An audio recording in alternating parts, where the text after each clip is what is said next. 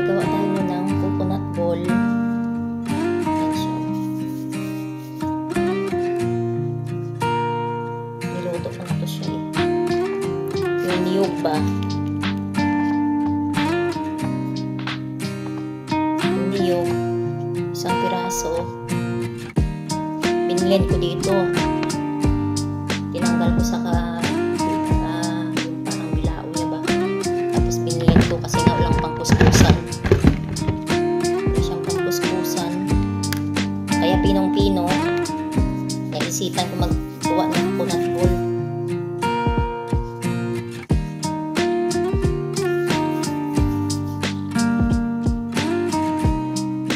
Kasi may isang piraso pang niyog na natira sa sabi ni Mutra, titingnan ko pa daw kung okay pa daw o hindi na, kasi nga one week na rin siguro sa talagya ba, walang tubig.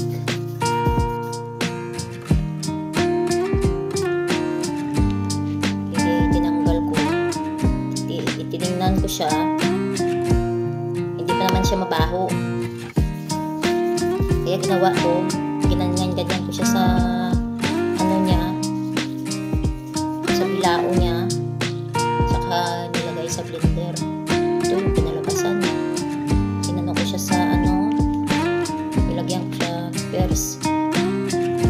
Pinakuluan ko muna siya ba, kunting tubig. Tapos nilagyan ko siya ng asukal, butter, kunting butter, kunting condensed milk. Kuha ko sa condensed milk para malinamnam siya.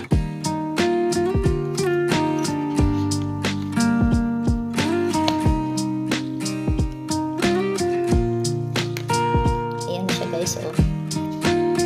Ayan, coconut ball. I-ano natin yan mamaya. I-dip natin yan mamaya sa titingnan ko kung may meron pa kaming sesame. Lagyan ko siya ng sesame.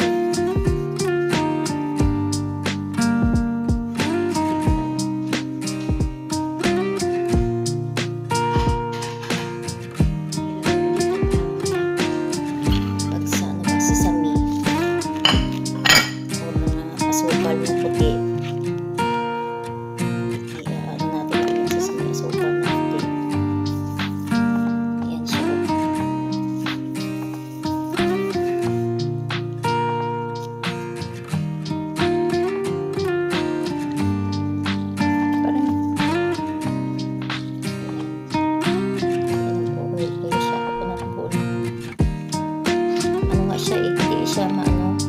Hindi siya dry, medyo siya basa-basa, pero tutuyo din yan siya.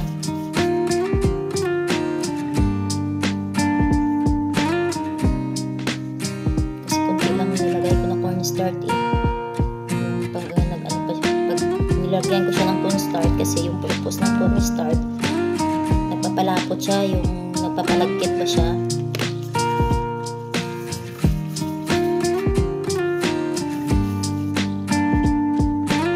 Kaya dati yung binibinta ko sa school. Maliliit pa yung mga anak ko. Yung niyog ba, hindi madaming niyog sa bahay. Kinupudpud ko yun. Tapos nilalaga ko siya sa kalamay na pula hanggang maluto siya ba. Tapos pagkaluto niya na yung na siya, yung nangangamoy na siya niyog, parang nag-o-oil na pa siya, nakikita mo yung nag-o-oil siya. Nilalagyan ko siya ng cornstarch para pampadikit nga, lapot. Tapos ginaganyan ko siya, hindi malapot na yan siya, dikit na yan siya. So yung ginagawa ko, pagkatapos niyan, inaano ko siya sa asukal. Nilalagyan ko siya ng asukal pa, yung parang kaya sesame seed. Mabinta to sa mga bata dati eh.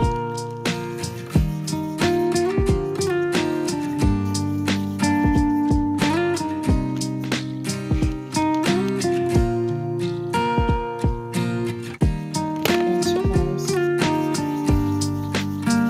Dalawang pirasong ano to eh. Nilagyan ko ito. Isang pirasong niyog lang to guys. Binigyan ko siya. Kasi nga wala kaming pangkayo, diba? Kaya nilagay ko siya sa blender. Kaya ito yung pinalabasan niya. Ano siya? Soup na soup siya.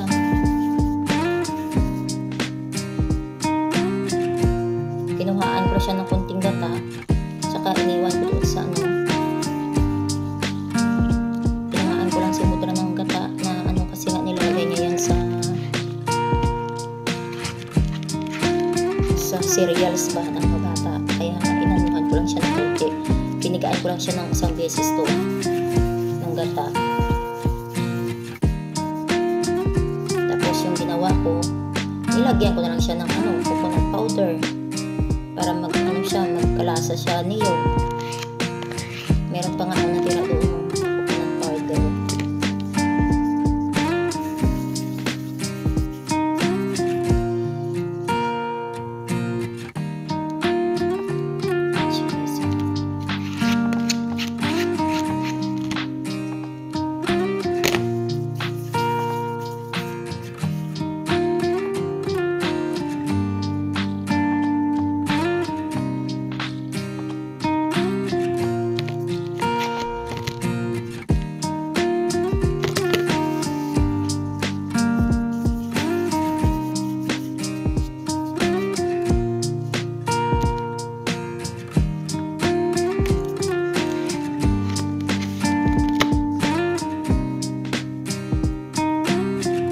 Ginagawa ko naman minsan dito, yung dates, nilalagyan ko, tinatanggalan ko siya ng buto.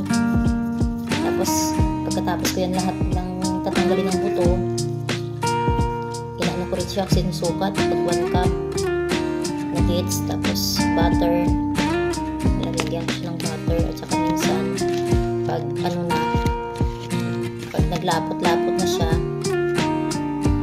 nilalagyan ko yan ng pinunaw na kunting kukwa o kaya chocolate.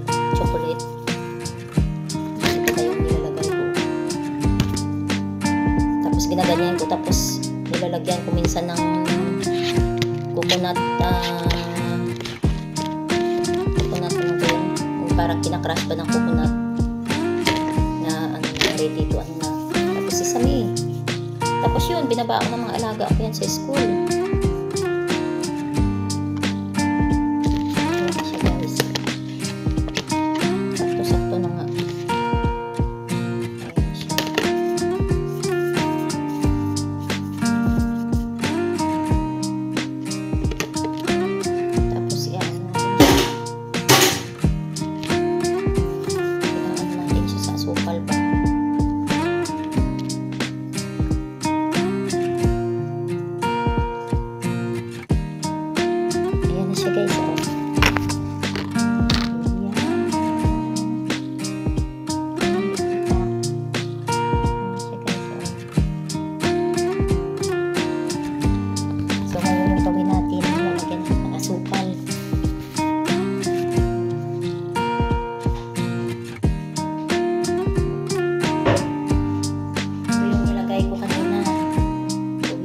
Powder.